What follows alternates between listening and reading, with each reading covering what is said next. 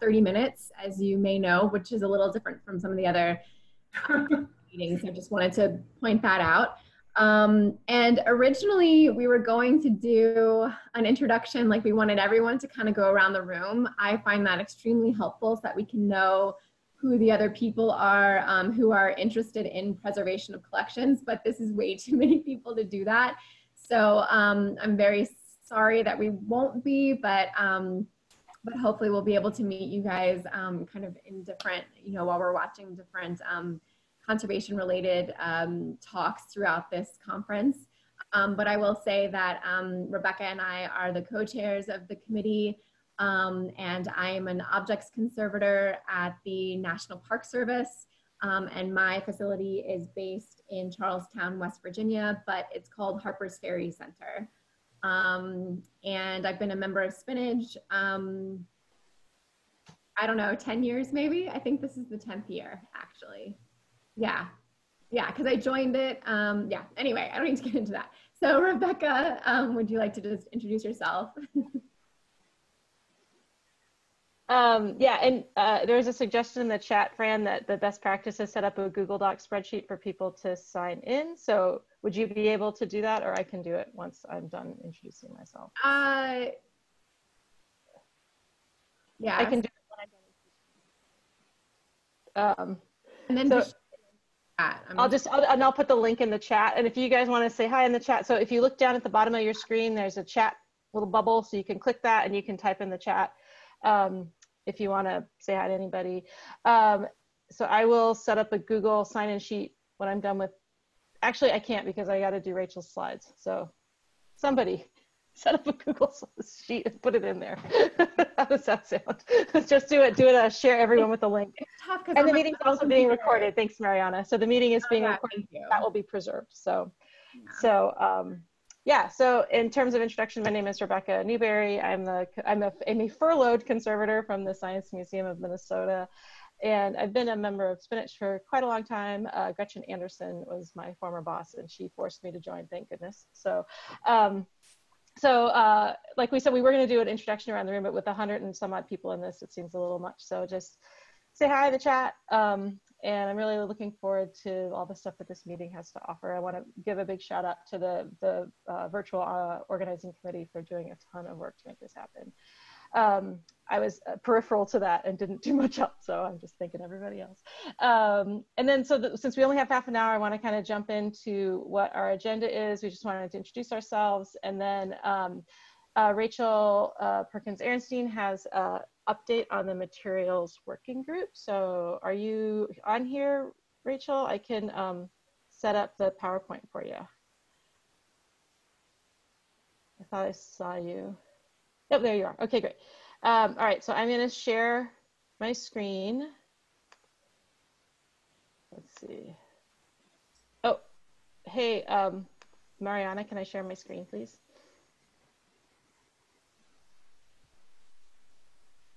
Does it work? Not yet. Oh, almost.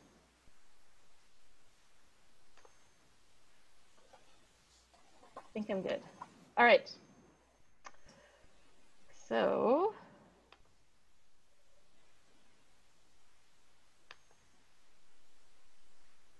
is Rachel on? Yes, I am, but I'm just trying to see if I sent you the wrong.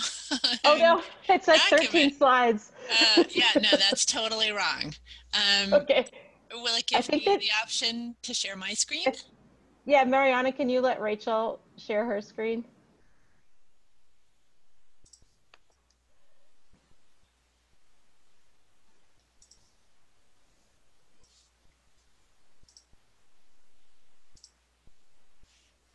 Okay. Thank you.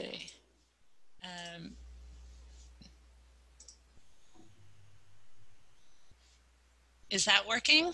Are people? Yes. Yep. Yes. Okay. So I apologize, Rebecca. I was trying to manage my own documents while dealing with my daughter's capstone Zoom thing, and clearly it was one too much as I tried to update the presentation. For those of you who are at the the Spinach meeting in Chicago last year, you may have heard about an initiative that is under the umbrella of the American Institute for Conservation, AIC, but we very much consider a sort of an international working group. So the full name is the Materials Selection and Specification Working Group. It's a mouthful, so we have abbreviated it just to the MWG, or Materials Working Group. Now let's see, how do I click through? Okay, so just to, for those of you who weren't there last year, the focus of this group is really understanding of materials, how we choose materials and how we use materials in the context of exhibits, transport, and storage. So, we all know in order to store our stuff, to exhibit our stuff, to move our stuff, we need to choose stuff that doesn't harm our stuff, harm our collections. And this is a problem from, the small historic house collection all the way up to, our major comprehensive institutions. So just a brief history, the group has, there have been a number of different sort of underlying presentations and conferences. This group officially got going in 2018 under the sort of umbrella of AIC's Collection Care Network, and it's led by Becky Kaskowski, who is a conservator, preventive conservator with the Smithsonian. So we have 3 subcommittees. Each one focuses in on a slightly different aspect of this problem. One is the Materials Testing and Standards Group that's looking at how we evaluate materials and what is the what are the problems in terms of evaluation between different labs and different tests, and how useful are they? The second is the Materials Selection and Specification Group, which is really looking at the decision-making process for choosing materials. And the third group is the Resources and Dissemination Group, which is looking at how do we provide some sort, web resources that provide the information that people really need. So there's a lot going on in each of these committees, but I wanted to highlight 3 different things that people should know about. The Materials Testing Committee is working on their second round robin of tests, which include ADI, PAT, and spot tests. I think there's also, I didn't put in there, GCSME. And so what they've done there is they've focused in on a number of different materials. They've created sample sets of each of these materials that went out to different labs, and everybody's using those materials and their own testing protocols, and then they're comparing results.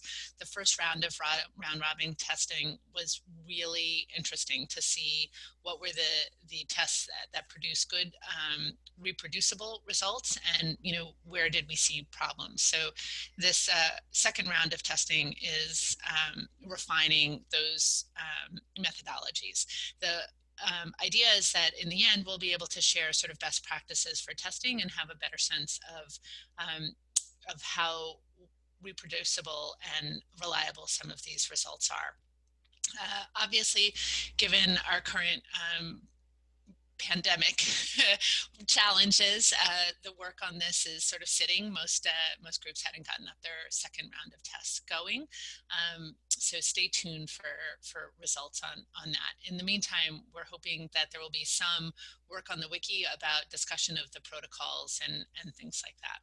The second group, the Standards and Specification Committee, is focusing in on materials fact sheets that will be hosted on Cameo.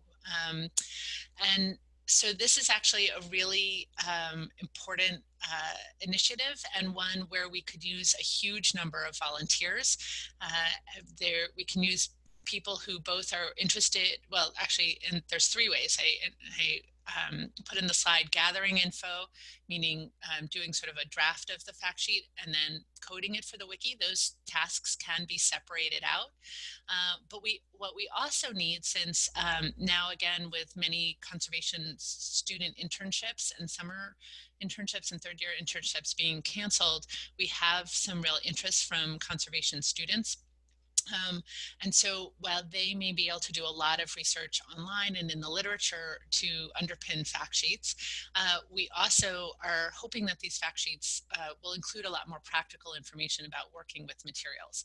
And so what we'll also be looking for, and there will be a call that will eventually go out, is people who, you know, mount makers, exhibit designers, preparators who are willing to maybe be interviewed over the phone or correspond by email and provide information on their experience using these materials. So if you go to Cameo and want to see what one of the sort of expanded fact sheets would look like, you can use this link, or Google Cameo MFA, and in the search button on the top right, type either medics or abumodulin. Those are two examples of materials where we have sort of demo fact sheets up. So again, the three ways to get involved would be to volunteer to write a fact sheet if you're not interested in that, but are interested in the Zen of wiki coding. That would be the second way. And the third way would be to volunteer to work with students or other volunteers to add your knowledge that's just in your head. The third group, and I see some people on this meeting that are involved in this, is the resources and dissemination, and some other members of the materials working group are involved with the exhibit guidelines content that was from the National Park Service CD exhibit guidelines, CD-ROM, that was published in 1999. That content is now posted with permission of the Park Service on the AIC Wiki, and there's about 20 people who are actively involved in updating, editing, and expanding this content. And we will need new technical notes for things that didn't exist. Some need to be updated, and so we're interested in hearing from people about what they'd like to see and how they use this this content. So there's more going on, but those are three of the really exciting projects. There's also a Zotero group looking at literature and tagging that so we can pull together bibliographies that overlaps very much with the best practices of, Committee for Spinach and the Citations group. So that's another fabulous way that people could get involved. If you're interested in this, the best way is to reach out to Becky Kaskowski and sort of indicate what kind of contribution you might be interested in making. Given our current situation, we are anticipating that we will not have a physical meeting in November as was originally planned, and that we will be figuring out some sort of digital alternative. So stay tuned for that. If you want more information, the best place to access it is on the AIC Wiki, and there's a Choosing Materials for Storage, Exhibition, and Transport, and within that there's also a link to the actual materials working group page. So we hope that people who are on this call will consider getting involved and finding out more. Thanks, Rebecca and Fran, for the ability to provide this update to everyone. Thank you, Rachel. That was great. And yeah, there's plenty of opportunity to help and volunteer with Materials Working Group. It's really it's an amazing resource, and it's going to be better and better and better as time goes on and people help. So, so yeah, volunteer. The next announcement we have, I don't know that it's official yet, but plans are in the works to combine next year's Spinach meeting, so Spinach 2021, which was supposed to be at the California Academy of Sciences, they unfortunately are no longer able to host.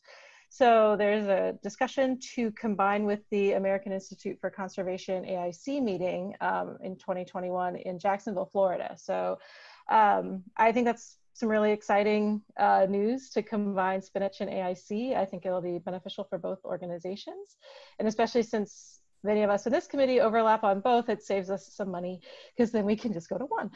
So, but yeah, so stay tuned for that. I know that the local organizing committee is looking for some input from joint AIC SPNHC members. So the conference committee meeting is later today. It's in the next block of meetings. So if you're interested, hop on there. And do you have anything else to add, Fran? Yeah, just to say for that one, I think this is a really great opportunity for us as conservators and people who are interested in the preservation of collections.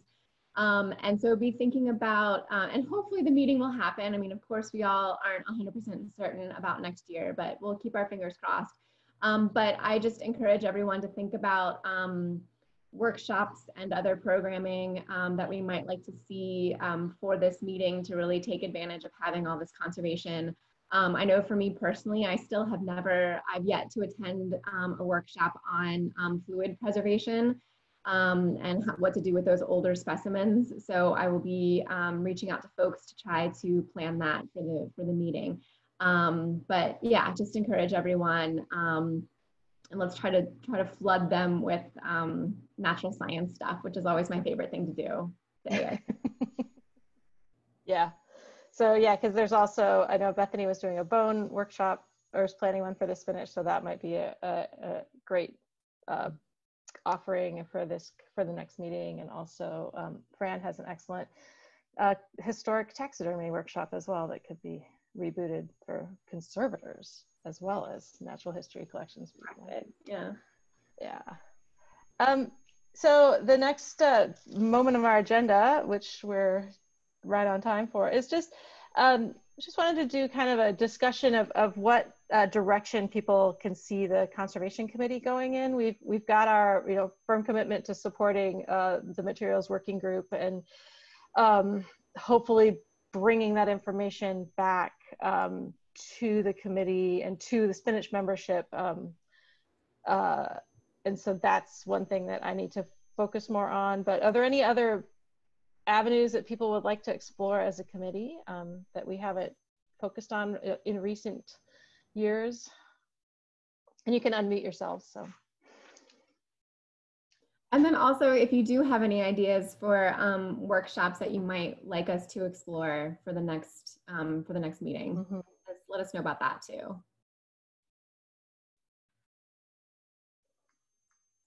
I see there's at least one person in the chat who said something about historic taxidermy, and they are extremely interested. So I like hearing that.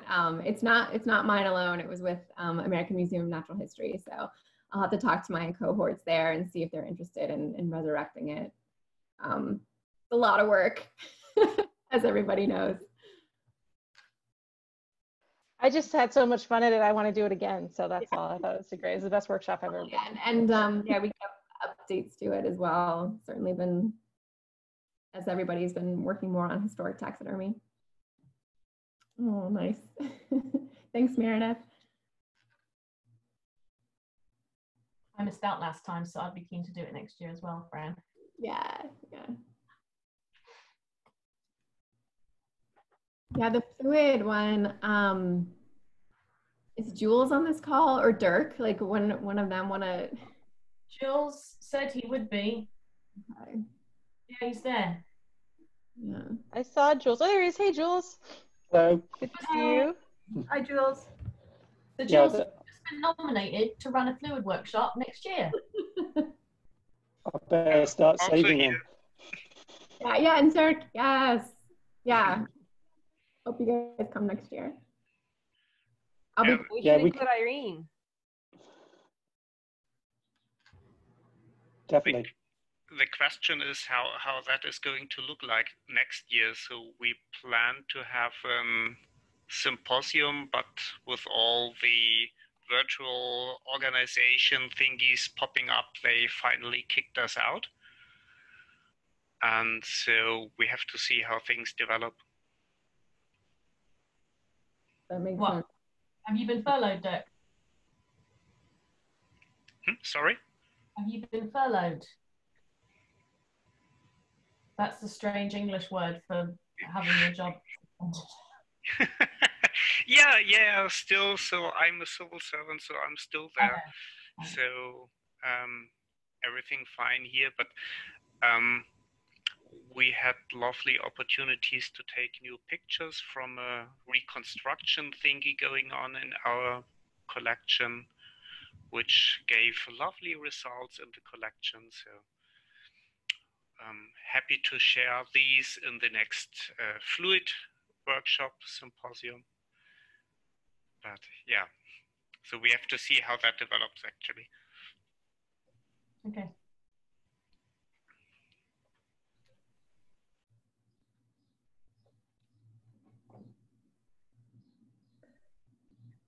Yeah, and I like Rachel pointed out that at the SPNHC meeting in Yale, several conservators and preparators and Rachel did a workshop called Stabilize This that focused on some basic skills useful for natural history and book and paper collections. So yeah, and I remember you telling us about that last year, I think, and that sounds amazing. I think in terms of, I think having some basic skills for book and paper is exactly what natural history collections need, because there's all of that associated data. That stuff is so often neglected in favor of specimen preservation. Yeah. I mean, my knowledge of book and paper is inexistent, so I would be very keen to learn more about it. Yeah, I need to know more book and paper too, for sure.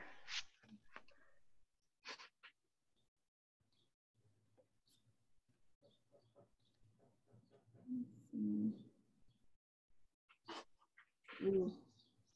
Plastinization, that's a tough one.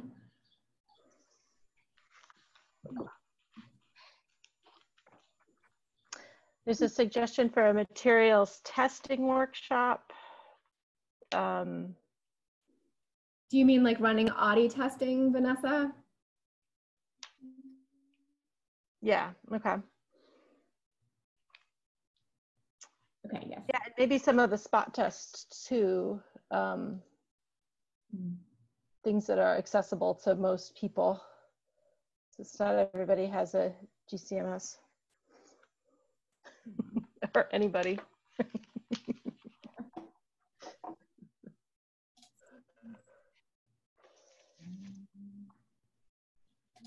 Jotting these down. I'm writing them down. Okay. And the chat will be archived too, so. Yeah.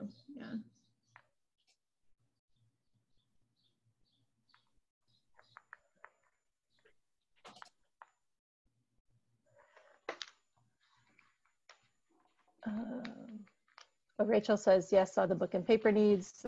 It's a big hit as part of the workshop.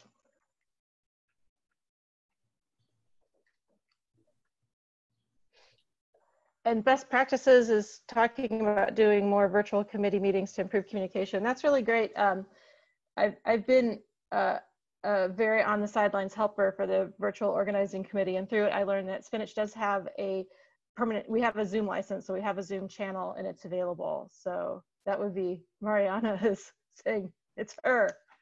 Talk to Mariana. So we could definitely plan meeting updates throughout the year if we wanted to, just to make sure.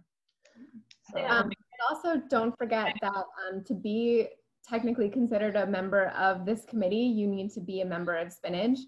So we definitely welcome everyone. I'm really happy that people are here today, and this is fantastic. We like to hear from people, but throughout the year, they always want to make sure that we have dues-paying members of our committees just to help with the strength of our organization. So don't forget that, and that's something that's been difficult, I think, about running a committee is to keep track of who's on it and who's paid their dues and things like that. So if you don't hear from us, but you want to, like, definitely please reach out just in case things have been overlooked, because it's difficult to keep track. yeah. Oh, and Cindy's also noted that SPNHC has a Slack channel as well. So I think, I think some of the committees do have a Slack channel. Do you know Mariana Conservation has the one that made up? All right, we have one, let's use it. So Oh, speak up, we can't hear you.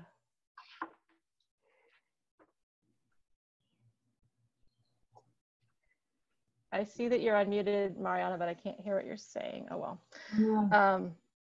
Yeah, Gretchen points out that SPNHC is an affordable organization to join. That's true. And there was a question about plastination too, up there further, I saw. So yeah, and the plastination one's very interesting. I know there's the Contemporary Art Network now in AIC. So there's a growing contingency of people who are very interested in plastics, and I think that they would be, some of them I think would be very interested in learning more about plastinization samples and specimens. So that might be an interesting crossroads that they'd never even heard of. So yeah. Talk to some of those folks. That would be great. All right, we have 2 minutes.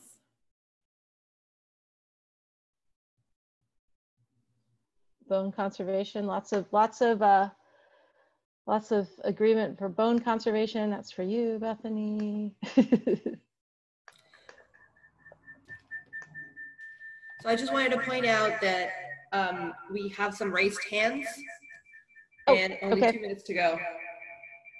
Whose hands have raised? Oh, I'll go down and see.